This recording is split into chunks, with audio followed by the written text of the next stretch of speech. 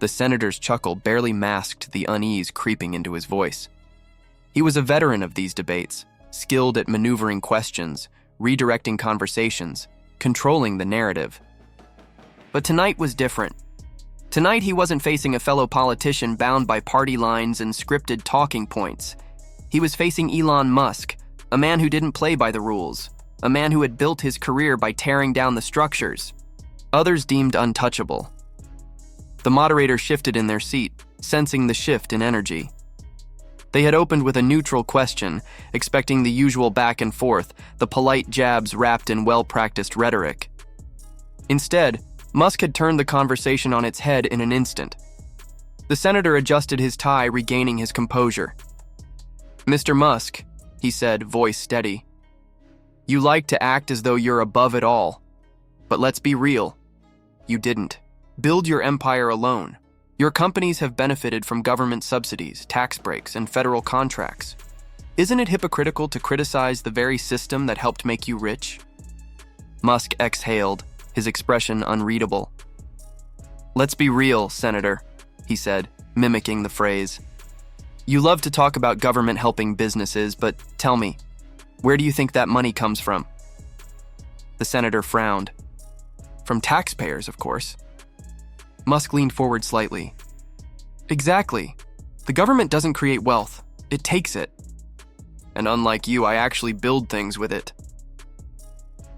A ripple of murmurs spread through the audience. The senator scoffed.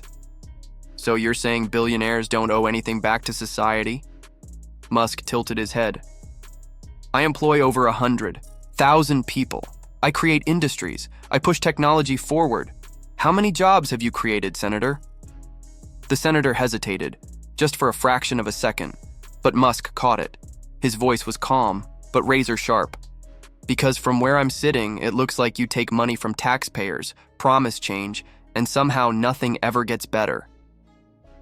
The air in the room grew thick. The senator shifted in his seat. The moderator cleared their throat. And the audience? They weren't just watching anymore. They were listening. The senator forced a chuckle, masking the growing discomfort in his expression. He had sparred with CEOs before, had dismantled their justifications with political finesse. But this time, it wasn't working. Musk wasn't a corporate executive, pleading for favors. He was a disruptor, someone who didn't need permission, someone who played outside the system. And worse, the audience was hooked. He leaned forward, voice measured. "Let's talk about fairness, Mr. Musk. While the average American struggles to make ends meet, billionaires like you build rockets, buy social media platforms, and avoid paying your fair share of taxes. Isn't it time the ultra-wealthy contributed more?" Musk exhaled, a small smirk flickering across his lips. "Fairness? That's an interesting word, Senator. Let's talk about that." The senator nodded, ready to press, but Musk spoke first. "I work 80 to 100 hours a week. I don't take vacations. I pour everything I have into building things that push humanity forward. My companies employ thousands, pay billions in wages, generate billions in taxes. And you, a career politician, sit in Washington collecting a salary, making speeches, raising taxes, and somehow you want to lecture me about fairness?" The audience reacted. Some gasped, some nodded, others murmured to each other. The senator stiffened. "Government isn't about profit, it's about public service." Musk leaned back, shaking his head. "Then why do politicians retire with millions while their districts crumble? Why does every major bill benefit lobbyists instead of citizens? Why do government-funded projects cost 10 times more than private sector innovations? If you really cared about fairness, Senator, you'd be talking about that."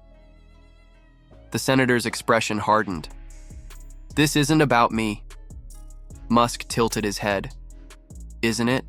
You've been in office for decades, making promises, passing laws, yet somehow the problems you campaign on never seem to get solved. Why is that?" A visible flicker of uncertainty passed over the senator's face. Musk's voice softened, but his words cut deep. "Maybe the issue isn't billionaires, Senator. Maybe the issue is that people like you have had all the power and done nothing with it." The room was silent. The senator had no immediate comeback, and for the first time, the conversation was no longer about Musk. It was about the system itself. The senator shifted in his chair, the weight of the moment pressing down on him. This was not how the debate was supposed to go. He had walked, in expecting to frame Musk as just another out-of-touch billionaire, to paint him as a man hoarding wealth while the common citizen struggled.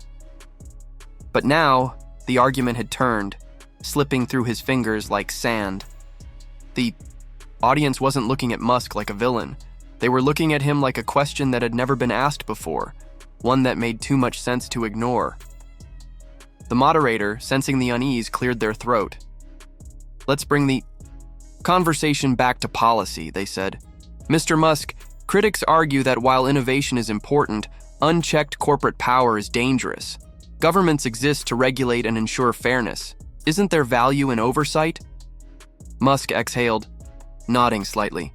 "Of course, regulation is necessary when it prevents harm, but let's be honest about what government oversight has become. It's not about protecting people, it's about controlling them." The senator scoffed. "That's absurd." Musk turned to him. "Is it? The government decides who can build, who can innovate, who gets funding, who gets crushed by red tape. It hands out trillion-dollar budgets to bureaucracies that accomplish nothing, while startups that could revolutionize the world are drowned in regulations written by people who don't even understand the technology." The senator waved a dismissive hand. "That's democracy. That's how we maintain balance." Musk smirked. "Balance? We have lawmakers regulating AI who can barely use email. We have officials talking about climate change while flying private jets. We have career politicians like yourself who have spent decades promising change while nothing changes. Tell me, Senator, do you think the system is working?" The senator's face tensed. "It's not perfect, but..." Musk leaned in. "Not perfect? It's failing, and you know it. That's why people don't trust politicians anymore. That's why approval ratings are at record lows. That's why people look at someone like me, a guy building rockets and electric cars, and wonder why I'm getting things done while the government drags its feet." A hushed murmur rippled through the audience. The senator clenched his jaw. "You're simplifying a complex issue." Musk didn't blink. "No, I'm saying out loud what everyone is already thinking." And in that moment, it became clear. This was no longer just a debate. It was a reckoning. The senator inhaled sharply, the frustration creeping into his voice. "All right, Elon, let's cut through the theatrics. You act like some kind of outsider, like a renegade fighting the system. But let's not forget, you benefit from that system. Your companies receive government contracts. Your ventures thrive because of policies put in place long before you ever launched your first rocket." Musk tilted his head slightly, his expression still unreadable. "And what does that tell you, Senator?" The senator frowned. "It tells me you're just another billionaire who's learned to play the game." Musk smirked. "No, it tells you that government doesn't build. It tells you that when they need something done right, they don't trust themselves. They come to me." The audience gasped. The moderator's eyes widened. The senator clenched his jaw. Musk continued. "NASA came to me because I could send rockets to space for a fraction of what they wasted. The Department of Defense came to me because I could build communication satellites they couldn't even imagine. Cities beg me for infrastructure, power grids, transportation, because they know the government won't deliver." The senator leaned forward, his voice sharp. "That's exactly the problem. You have too much influence. One man shouldn't hold this much power over industries that affect millions." Musk exhaled, leaning back. "And yet no one complains when you hold power over millions. No one questions when politicians, unelected bureaucrats, decide what companies can exist, what innovations can move forward, what industries are worth protecting. So tell me, Senator, why is your control justified, but mine is dangerous?" The senator opened his mouth but hesitated. Musk pressed forward. "Because if the government were actually competent, I wouldn't need to exist. But here we are." The audience erupted. Some cheered, others gasped. The moderator looked flustered, scrambling to regain control of the discussion.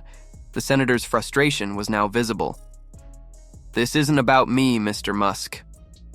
Musk's eyes locked onto his. It never is it? It's never about the people in charge. It's never about accountability for the lawmakers, the career politicians. It's always easier to point at someone else. The senator's face darkened. You think you have all the answers? Musk shook his head. No, but I'm willing to ask the questions no one else will. And in that moment, it was no longer clear who was on trial. The senator's posture stiffened, his frustration now barely concealed. The debate had veered far from where he had planned to take it. What was supposed to be a discussion about corporate responsibility had turned into something far more unsettling, a direct interrogation of government itself. The audience wasn't just reacting to Musk's words, they were resonating with them. The moderator, sensing the shift, attempted to steer the conversation back. Let's focus on the core issue here, they said, glancing between the two men. Mr. Musk, the argument is that unchecked corporate power can be just as dangerous as ineffective government. Do you believe that private industry should operate without oversight? Musk exhaled, nodding slightly. Oversight is important, but the question we should be asking is, oversight by whom?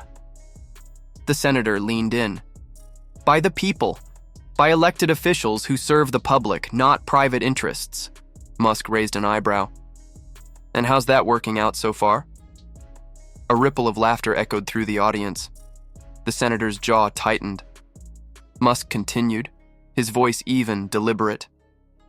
The truth is, people don't trust politicians anymore. They don't believe that Washington is acting in their best interests. They see policies that never solve problems, taxes that never translate into results, politicians who stay in office for decades while their districts fall apart. The senator scoffed. That's a convenient talking point, but democracy isn't about instant results. It's about process. It's about ensuring fairness. Musk tilted his head. Fairness. The government wastes trillions, fails to fix infrastructure, mismanages education, and drowns businesses in regulations that serve no purpose. And yet, the moment someone else figures out a better way, you call it unfair. The senator clenched his fists. What you're describing is chaos. If we let billionaires dictate society, we risk losing democratic control. Musk leaned forward. Control? You mean like the control government already has over everything from the internet to energy to banking? You talk about democracy, but what we actually have is a system where bureaucrats, not the people, decide how things run. The audience murmured. The moderator tried to regain control. The senator's voice sharpened. And what's your solution? No government? No rules? Just let billionaires like you run the world? Musk smiled slightly. If the government actually worked, people wouldn't be looking to me for solutions. And in that moment, the senator realized he wasn't debating Musk. He was debating reality itself.